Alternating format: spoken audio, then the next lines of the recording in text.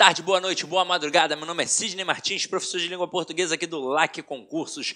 E hoje estamos aqui para a nossa próxima aula de interpretação, que é a aula de intertextualidade. E como sempre é o hábito, a gente faz um estudo dirigido. Eu vou tecer aqui alguns breves comentários sobre a intertextualidade. O negócio é o seguinte: inter significa dentro. É quando um texto entra no outro. Isso é intertextualidade. Na verdade, é quando um texto dialoga com o outro. Sidney, isso é importante para a prova do concurso público? É óbvio. Isso é importante para o processo da interpretação como um todo. Não só para a prova, mas para a vida. Você só entende uma intertextualidade se você tiver o conhecimento do outro texto, por exemplo. Várias piadas a gente só entende se entender a analogia que foi feita, a comparação ao outro texto que foi feita. Então, vou citar aqui alguns exemplos de intertextualidade que são famosíssimos dentro da nossa literatura e que, às vezes, o aluno não compreende. E não compreende por quê? Porque tem falta de leitura. Quanto maior o nosso conhecimento de mundo, maior a nossa capacidade interpretativa. E quanto mais eu leio, mais possibilidade de perceber as intertextualidades eu terei. Vamos lá. Vou citar um exemplo clássico, mas é clássico, do Guimarães Rosa. O Guimarães Rosa, em um dos livros dele, naquele livro Grande Sertão Veredas, ele chega a mencionar que o personagem está no funil do capeta. Nesta hora, só vai perceber a intertextualidade que esse camarada fez quem tiver o conhecimento do livro A Divina Comédia, do Dante Alighieri. Porque lá na Divina Comédia, o que o Dante faz? Ele faz uma trajetória em que passa pelo inferno, pelo purgatório e pelo paraíso. E aí, como ele descreve o inferno? Ele descreve o inferno através de anéis. E esses anéis, eles vão diminuindo de tamanho, vai formando um funil. E quanto mais fundo nesse funil, perto do corpo personificado do capeta o personagem está. Caramba, olha só, para o cara entender a história lá do livro do Guimarães Rosa, ele tem de conhecer ou ter lido o Grande Sertão Veredas. Estão entendendo? É óbvio que numa prova de concurso público, o camarada não vai te cobrar essa profundidade de conhecimento. Ele vai te cobrar, por exemplo, coloca um texto brincando com política, e aí ele coloca um leitor, por exemplo, dizendo assim, de frente a um espelho: espelho, espelho meu, há algum país mais corrupto que o meu? E aí, naquele momento, que intertextualidade aconteceu? A intertextualidade com o Conto de Fadas, com a Branca de Neve, em que a rainha ficava o tempo todo, né, a rainha má, né, a bruxa, o tempo todo de frente ao espelho, perguntando: espelho, espelho meu, há alguma princesa, rainha mais bonita do que eu neste reino? E por aí vai. Então, esta foi a intertextualidade. Por exemplo, uma piada só é entendida se a gente tem um conhecimento do outro aspecto. Eu lembro, por exemplo, uma vez, isso tem tempo, na época do Cacete Planeta, que eu estava sentado no sofá do lado da minha avó, e a gente estava vendo Cacete Planeta, aí passou um episódio do John Mirulho, que era um camarada que não enxergava bem, né? Ele era zarolha, né? Ele, não conseguia enxergar, ele era muito míope. E ele usava aquele oclão, fundo de garrafa, e ele errava tudo. E aí, uma vez, deram o comando para ele acertar um local, e ele falou: opa, tá tranquilo, eu já vi aqui onde é para acertar. Aí ele acertou na Cruz Vermelha, naquele episódio, né, que os Estados Unidos acabou acertando a Cruz Vermelha, com esse tal de maior caô, né, aí, em relação às nações. Naquele momento, eu ri. Mas por quê? Porque eu sabia do negócio lá da bomba lá na Cruz Vermelha. A minha avó não entendeu nada. Ela falou: isso é muito sem graça. E é exatamente assim. Se a gente não tem o conhecimento daquele outro assunto, como é que a gente vai entender aquilo que nos estão colocando agora, fazendo a intertextualidade, fazendo a analogia? Não tem como. Então, é por isso que eu tenho que ter uma bagagem de leitura bacana para poder perceber as intertextualidades. Não tem jeito. É algo individual. É conhecimento de mundo. É ter lido bons livros, é ter visto bons filmes, é ter escutado boa música, idade conta, viagem conta, tudo isso vai contar. Por exemplo, na TV, várias intertextualidades bacanas acontecem não apenas no texto escrito, mas em imagens. Por exemplo, em obras de arte é possível ter uma intertextualidade. Aquele camarada que fazia o comercial da Bombril, ele fez diversas. Lembram que teve um que ele estava assim, tipo a Mona Lisa? Pô, aquele momento ali, ele fez um diálogo com a obra de arte do Leonardo da Vinci, que é a Mona Lisa, conhecida mundialmente. Então, isto é intertextualidade. É quando um texto dialoga com outro, tranquilo? Então, vamos lá, vamos aprofundar esse conhecimento aqui agora. Ó. Intertextualidade acontece quando há uma referência explícita ou implícita de um texto ou outro, né, em outro. Também pode ocorrer com outras formas além do texto, música, pintura, filme, novela. Toda vez que uma obra fizer alusão à outra, ocorre a intertextualidade. Eu já citei para vocês o texto escrito, já citei para vocês a pintura. Música, por exemplo, eu faço intertextualidade aqui. Se você acompanha o meu curso de gramática, você provavelmente já viu cantando 2 ou 3 musiquinhas. Você já me viu cantando o funk da locução verbal, que eu brinco com aquele funk, eu nem lembro o nome do funk, que era, sei lá, não vou lembrar. Agora, você já me viu cantando a musiquinha do complemento nominal com a adjunta de nominal, que é uma intertextualidade com a música do padre Marcelo Rossi. Você já me viu cantando o samba do porquê, que é uma intertextualidade com o samba do Almig Neto, que é aquele Conselhos, detalhe, reza a lenda, que não é do Almig Neto, né, tem um outro autor, mas é o Almig Neto que canta e ficou conhecido na voz dele e pronto, acabou. Então, isso é intertextualidade. E tem diversas coisas. Filmes tem direto. Filmes. Tem aquele filme Todo Mundo em Pânico, que é, na verdade, uma intertextualidade com o filme Pânico. Então, é mais uma vez uma brincadeira e a gente só ri daquele filme Todo Mundo em Pânico, porque a gente tem também o conhecimento do filme Pânico e vê que tem a brincadeira. Tranquilo? Beleza? Então vamos lá, ó. Apresenta-se explicitamente quando o autor informa o objeto de sua citação. Num texto científico, por exemplo, o autor do texto citado é indicado. Já na forma implícita, a indicação é oculta. E aí, ó, aqui é que tá bacana, ó. O autor do texto é indicado na forma explícita. E aqui, ó, na implícita, a indicação é oculta. Isso daqui é que é o mais difícil. Na implícita, na oculta, eu dependo do conhecimento individual que eu tenho. Por isso é importante para o leitor o conhecimento de mundo, um saber prévio, para reconhecer e identificar quando há um diálogo entre os textos. A intertextualidade pode ocorrer afirmando as mesmas ideias da obra citada ou contestando-as.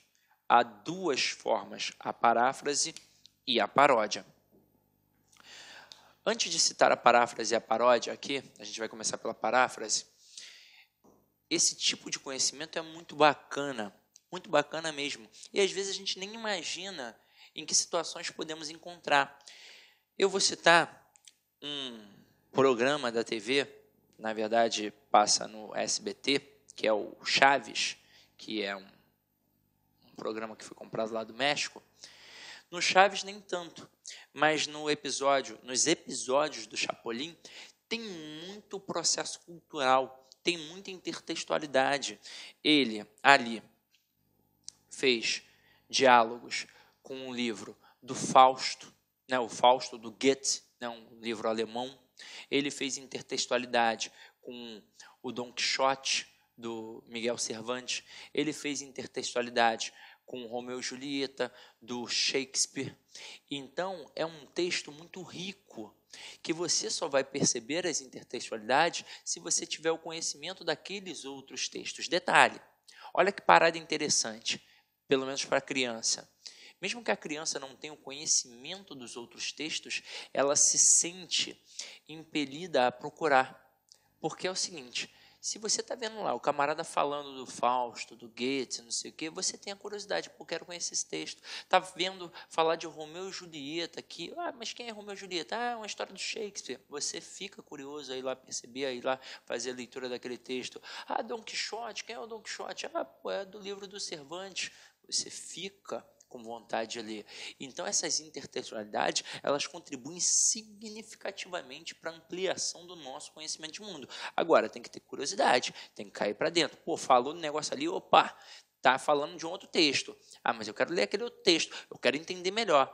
E aí, quando você faz a leitura dos dois textos realmente, tem o conhecimento dos dois textos, você entende muito melhor.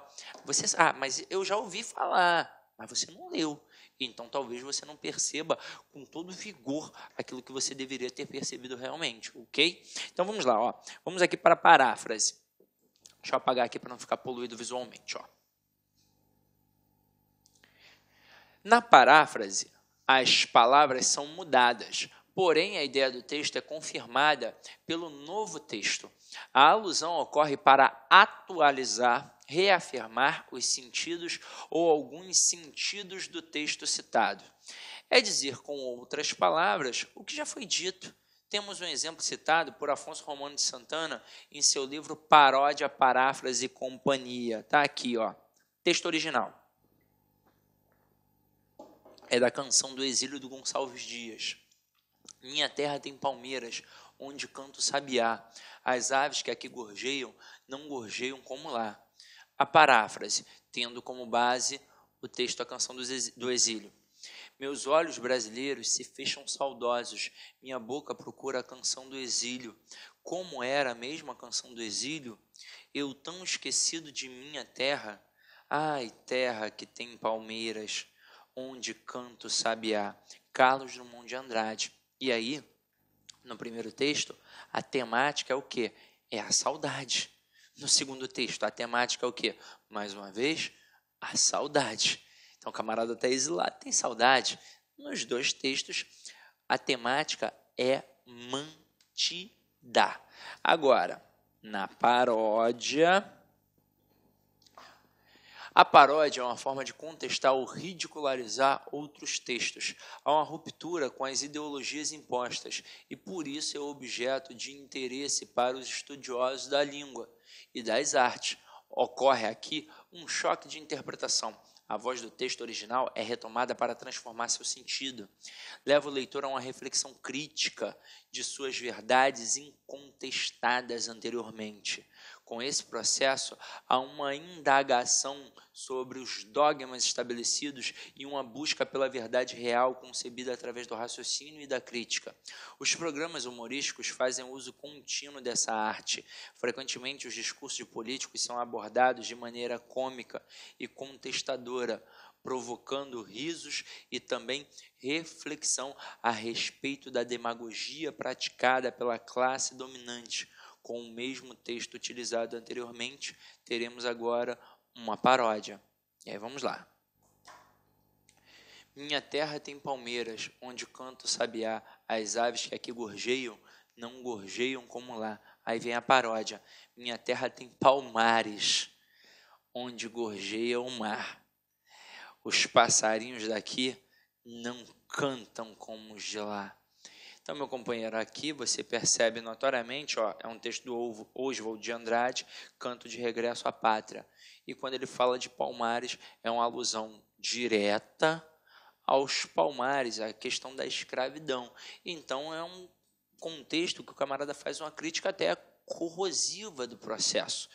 E aí, gente, vocês têm de perceber que a paráfrase e a paródia, elas são elementos bem distintos. E a gente utiliza, inclusive, sem estar trabalhando textos literários. Quando você produz uma redação no concurso público, você pode se valer de uma citação direta, como a gente já mencionou até aqui no texto, o que é quando você coloca ali o nome do autor do texto, e aí você, segundo fulano de tal, aí você diz na íntegra o que ele disse, né? Coloca entre aspas para mostrar aquilo. Agora, pode acontecer de você não saber exatamente na íntegra aquilo que aquele autor que você está citando disse, mas você tem mais ou menos uma noção da ideia que ele expôs. E aí você vai fazer uma paráfrase. O que é a paráfrase? A paráfrase é escrever com as suas próprias palavras o que o camarada disse.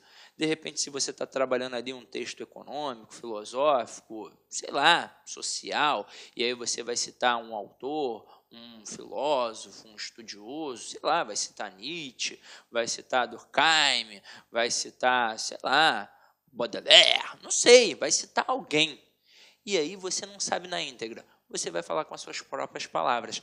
Isso é uma intertextualidade. E o camarada que está lendo o seu texto, ele se preparou lendo toda a temática daquela proposta de redação. E aí, na hora que você cita aquilo dali, mesmo que de forma implícita, ele acaba percebendo aquela bagagem de leitura. Se você citou um Rousseau, se você citou um John Locke, ele acaba percebendo. E aí, é óbvio que o seu texto tende a ganhar mais valor, porque ele percebe que você não é um qualquer, que você está preparado, que você tem uma bagagem literária interessante para aquele aspecto que está sendo abordado, ok? Agora, em relação à paródia, meu companheiro, é muito importante que a gente perceba. No nosso material, a gente citou aqui textos políticos e que viram, notoriamente piada entre a gente, entre os leitores. A gente só tem que tomar cuidado com uma coisa: como essas paródias são utilizadas, como esses recortes são feitos. Porque às vezes o camarada pega um discurso de 10 horas. Isso acontece. O camarada está ali, sei lá, numa situação complicada, depondo, ou então realmente está fazendo um discurso, um showmício, sei lá, alguma coisa assim. O camarada falou por 3, por 4, por 5 horas, por 10 horas. E aí se retira um fragmento do texto dele que, sei lá, durou apenas 10 segundos, 30 segundos, e em cima daquilo dali faz-se uma piada. Aí é óbvio que a intenção é ridicularizar o cara. E isso mexe com as massas. Por quê? Porque a massa não tem o conhecimento de todo o discurso.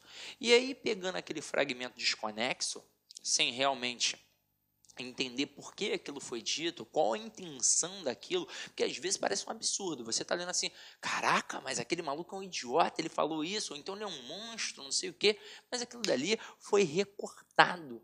Então tem que tomar muito cuidado, principalmente com as paródias relacionadas aos processos políticos, para você não virar massa de manobra, tá?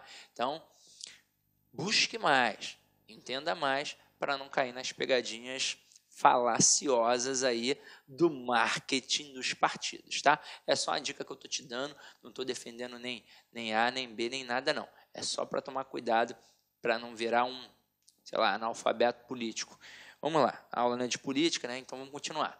Aqui, ó, no meio do caminho, uma questão já, né, do Carlos Drummond de Andrade. Então aqui, ó, no meio do caminho tinha uma pedra no meio do caminho.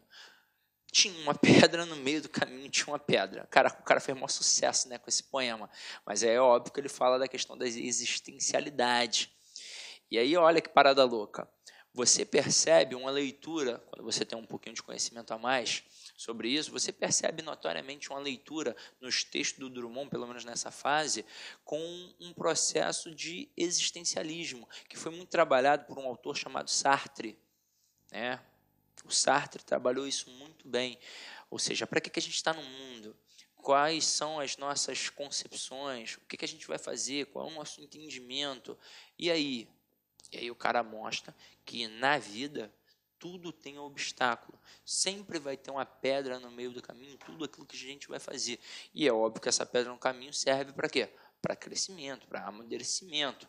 Em todas as situações, tudo vai ter um empecilho. Nada é fácil. Nada é fácil. Então, tudo tem um trabalhinho. E aí a gente tem de passar por cima desta pedra. Essa é a ideia. Aí tem aqui, ó, mais uma vez o Garfield. Aí o Garfield está mexendo aqui numa cortina, né? E aí o Garfield acaba ficando preso na cortina. Aí ele coloca aqui, ó, aposto que vou ficar aqui até sábado. Olá, meus amigos, minhas amigas, sou o professor Luiz Antônio Carvalho, estou aqui para pedir licença para vocês que estão assistindo esse nosso vídeo no YouTube. Esse vídeo no YouTube nós temos aí uma intenção de promover o nosso trabalho, o trabalho aqui da Lá Concursos. Estou aqui para fazer um convite muito especial para você. Você que quer assistir o final desse curso, dessa videoaula, quer fazer o nosso curso online, você quer, aliás, não quer fazer não, você quer estudar, você quer ficar competitivo para um concurso dessa magnitude aí, um concurso bastante concorrido, nós aqui da Lá Concurso, preste atenção, isso não é desculpa para ninguém. Nós fizemos um curso, né? 2 a 1, né? O que é o curso 2 a 1? 2 cargos e um curso, né? Então, nosso curso 2 a 1 para o Detran de São Paulo, que atende ponto a ponto do agente e ponto a ponto para o cargo de oficial estadual de trânsito, por apenas 10 parcelas de R$20, é isso mesmo, R$200, você vai assistir o restante dessa videoaula e mais o nosso curso completaço e tudo que tem um site de metodologia. Isso realmente é muito importante para nós. Tudo bem, pessoal? Então, eu estou fazendo esse convite. Quer se matricular? Tem um link aqui embaixo para você se matricular. Isso vai direto lá para o nosso site. Pode ter certeza que isso é confiável. Quer tirar alguma dúvida? Tem um link aqui do nosso WhatsApp que vai lá para a nossa central de atendimento. Bacana, meus amigos? Então, espero vocês aí da LAC Concursos, o pessoal do YouTube. Venha estudar conosco. Um forte abraço, fique com Deus. Tchau, tchau.